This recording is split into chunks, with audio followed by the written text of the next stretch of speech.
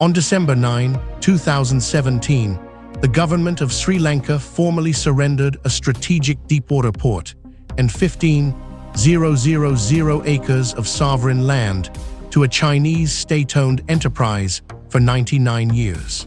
They did not lose a war, they simply could not pay a debt written in ink.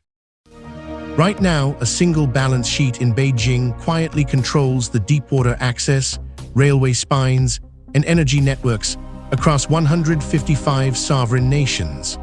Did China spend $1 trillion to build a connected global economy, or to legally repossess the developing world one defaulted loan at a time? What financial auditors discovered buried on page 42 of classified loan documents sent shockwaves through sovereign treasuries from Europe to the Pacific. We are going to track every single dollar from its vault in Beijing to its final resting place on the Indian Ocean. First, a billion-dollar highway carved through sheer rock that ends in a silent forest. Second, classified sovereign debt contracts containing a legal kill switch. And third, secret emergency bailouts exceeding $200 billion deployed to keep the machine from collapsing. To understand how this balance sheet captured half the globe, you have to go back to the exact afternoon the trap was set. On September 7, 2013, President Xi Jinping stood on a stage at Nazarbayev University in Astana, Kazakhstan. He proposed something that sounded like pure economic philanthropy, resurrecting the ancient Silk Road. For 3 decades, Western institutions like the International Monetary Fund and World Bank had held a monopoly on global development loans. But their money came with strict strings attached: fiscal austerity, anti-corruption audits, and endless bureaucratic delays. When a developing nation needed a bridge or a power plant, Western bankers demanded months of structural assessments and political lectures. Developing nations felt patronized and starved of capital. Then China arrived with a completely different proposal. No lectures on human rights, no political conditions, just fast, unlimited cash for steel, asphalt, and concrete. Why did Beijing have so much cash to hand out? The math was simple. Decades of manufacturing dominance had left China sitting on $3 trillion in foreign currency reserves, mostly locked in low-yielding U.S. Treasury bonds. At the same time, domestic Chinese infrastructure was reaching saturation. China had built so many high-speed railways and apartment towers inside its own borders that its industrial giants, state-owned steel mills, cement plants, and construction firms faced catastrophic overcapacity. If those state-owned factories stopped building, tens of millions of Chinese workers would lose their jobs. The Belt and Road Initiative was engineered to solve 2 domestic crises with one global movement. Follow the capital. The Export-Import Bank of China issues a loan to a sovereign government like Kenya or Kazakhstan, but the cash almost never enters that government's bank accounts. Instead, the money moves straight from Beijing state banks into the treasury accounts of Chinese state-owned contractors like China Communications Construction Company. The Chinese contractor imports Chinese engineers, Chinese machinery, and Chinese steel.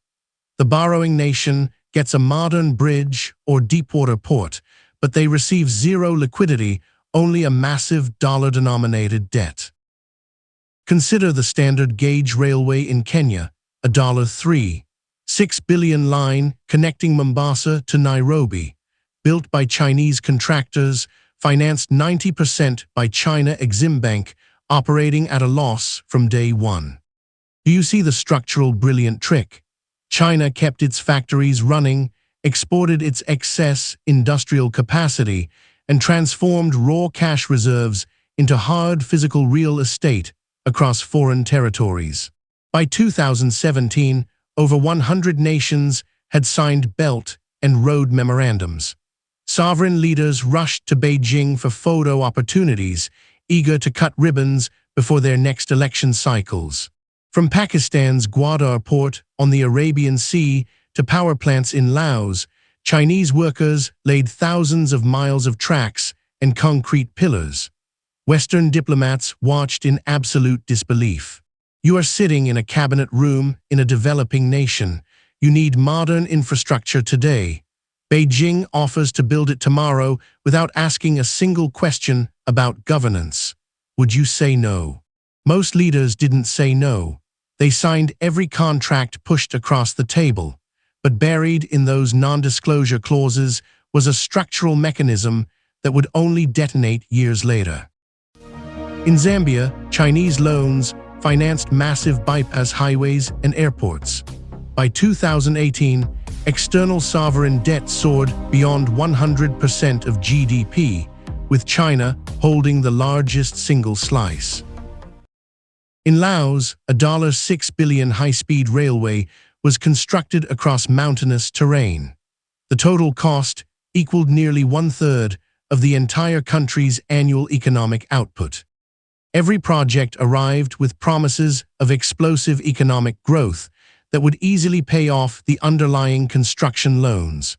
But feasibility studies were conducted by the very state-owned firms doing the construction. The math was rigged from the start. Traffic projections were inflated, revenue estimates were manufactured, and repayment schedules were set at commercial interest rates of up to 6%. When World Bank loans carry 1 to 2% interest rates with grace periods, Chinese state bank loans carried market rates with strict semi-annual repayment requirements. Think about what that means for a fragile government. If global commodity export prices drop even slightly, the loan payment eats your entire foreign currency reserve. What happens when your national bank runs completely out of foreign dollars? We are about to see how that trap sprung open in Europe. By late 2017, China had committed over $600 billion to overseas loans across more than 60 countries.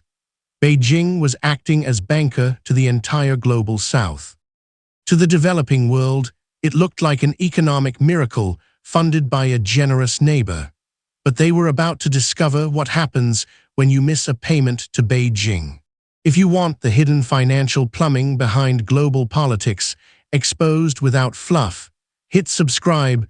Right now, World Decoded releases deep investigations like this every week. Remember that missing $8 billion wire sequence mentioned earlier. The first public failure of this machine didn't happen in Africa or Asia. It happened right on the border of the European Union. In 2014, the small Balkan nation of Montenegro signed a deal with China Exim Bank to build a 25-mile section of highway through mountain ravines. Inside Montenegro's financial ministry, the math was catastrophic from day one. Montenegro had a population of just 620,000 people and a total gross domestic product of less than $5 billion. The single highway project was priced at nearly $1 billion. Two independent European feasibility studies concluded the highway was completely unviable. Toll revenues would never cover even 10% of the annual interest payments. Yet China Exim Bank stepped in and approved the funding.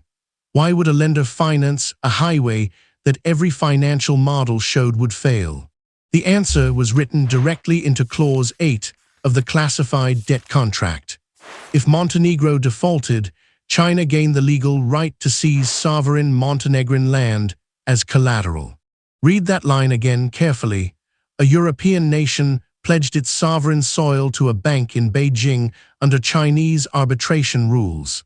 If Montenegro missed a payment, China could take its main port on the Adriatic Sea.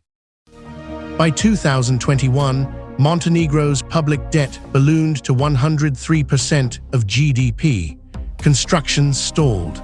The first phase of the highway stopped in the middle of a dense mountain forest, leading nowhere. Panicked Montenegrin ministers were forced to beg the European Union for a financial bailout to prevent Beijing from enforcing the collateral clause and seizing state assets. While Montenegro was scrambling for European help, the exact same debt mechanism had already triggered total economic default thousands of miles away in Sri Lanka. In the early 2000s, Sri Lankan President Mahinda Rajapaksa wanted to turn his quiet home district of Hambantota into a rival to the port of Singapore. Western commercial banks refused to finance the project. Their analysts calculated that Hambantota sat too close to existing Sri Lankan ports and would never generate enough ship traffic to repay construction debt. China Exim Bank said yes immediately. Between 2007 and 2016, Beijing poured over $1.3 billion into building Hambantota Port, along with an international airport and a massive cricket stadium. The commercial warnings came true with brutal precision. In 2012, Hambantota Port attracted just 34 ships out of tens of thousands passing through the ocean shipping lane. Mahinda Rajapaksa International Airport was dubbed the world's emptiest airport, hosting more wild elephants on its runways than scheduled commercial flights. By 2017, Sri Lanka was spending 80% of its total government revenues simply paying interest on foreign debts, with Chinese loans leading the drain. Sri Lanka was completely bankrupt. When Colombo asked Beijing to restructure the loans, Chinese negotiators presented a sharp choice: pay the debt cash immediately or hand over control of the port. Colombo had no cash left. On December 9, 2017, Sri Lanka signed the agreement, leasing Hambantota Port and 15,000 acres around it to China Merchants Port Holdings for 99 years in exchange for $1.12 billion in debt relief. With one pen stroke, Beijing acquired physical control of a vital naval choke point 6 miles from the primary Indian Ocean shipping route connecting Europe and Asia. What did that foreclosure mean on the ground? Listen to how a local resident described the real human cost of that lease agreement. Look at the geopolitical point of no return. In October 2017, President Xi Jinping officially enshrined the Belt and Road Initiative directly into the Chinese Communist Party constitution. This legal change meant that letting a Belt and Road loan be written off or cancelled was no longer just a financial loss. It was legally defined as ideological treason inside Beijing. Every Chinese state banker was now constitutionally forbidden from granting haircuts or forgiving debt to defaulting foreign nations. The stage was locked for a global financial showdown. When global interest rates spiked and the 2020 pandemic halted trade, dozens of countries hit a wall at the exact same moment.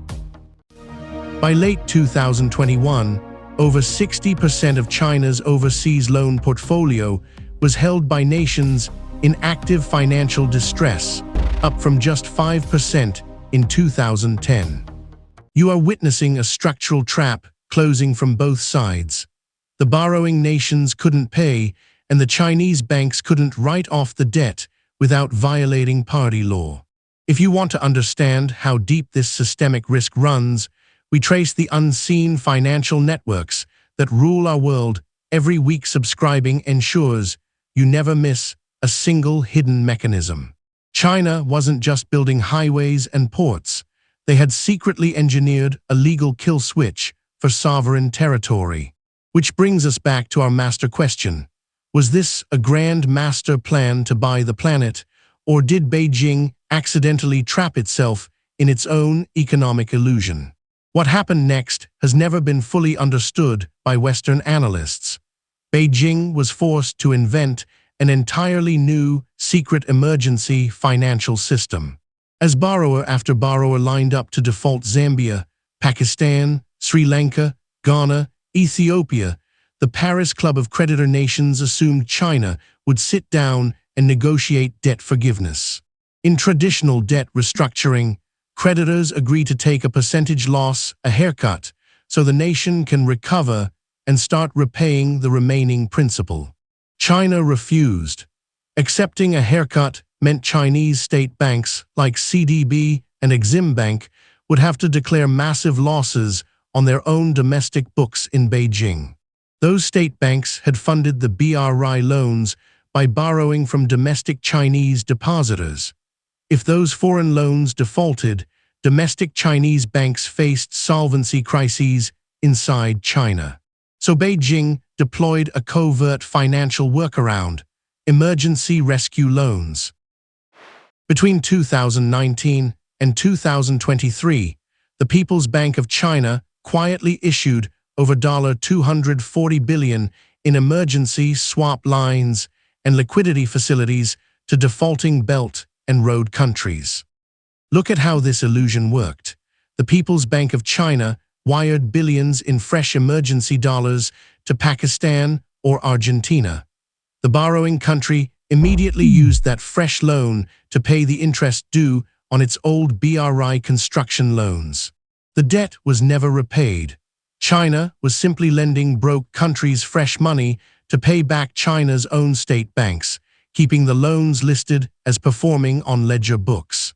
China had transformed from the world's largest foreign infrastructure developer into the world's largest and most aggressive debt collector. In Pakistan alone, China rolled over $16 billion in short-term debt between 2021 and 2023 just to keep the government in Islamabad from complete financial collapse. In Argentina, central bankers had to draw on a Chinese yuan swap line to pay off overdue installments to the International Monetary Fund. Remember that initial central question: did China spend $1 trillion to buy an empire or to legally repossess the developing world? Here is the shocking truth uncovered by decade-long data analysis.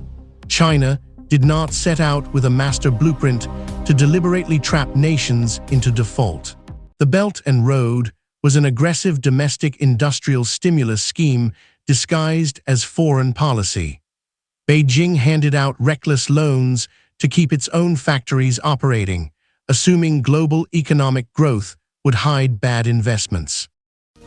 Instead of buying an empire, China built $1 trillion trap for itself.